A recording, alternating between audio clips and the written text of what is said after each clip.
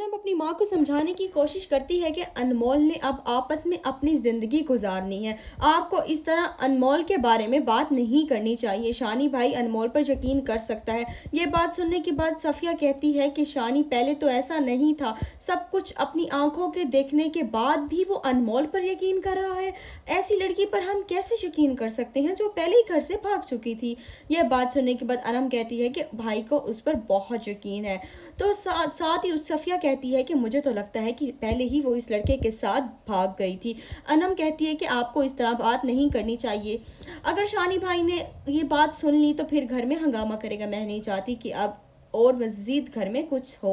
अनमोल और शानी अब एक साथ हैं, उनका पर्सनल मामला, हमें इसमें दखल अंदाजी नहीं करनी चाहिए। बात सुनकर सफ़िया बेगम कहती है कि मोहल्ले से गुजरना मुश्किल हो चुका है। अब मोहल्ले की औरतें जो कि अनमोल के बारे में कहती हैं कि अनंत तुमने अभी तक नहीं सुना, जो कुछ मैं बर्दाश्त कर चुकी हूँ, मुझे तो लगता है कि अब मुझे इस घर में कैद बनकर रहना पड़ेगा। मुझे कैदी की तरह अपनी बकिया ज़िंदगी गुजारनी पड़ेगी, क्योंकि लोगों की बातें सुनना मेरे बस की बात नहीं है, ना ही मेरे लिए इतना आसान है।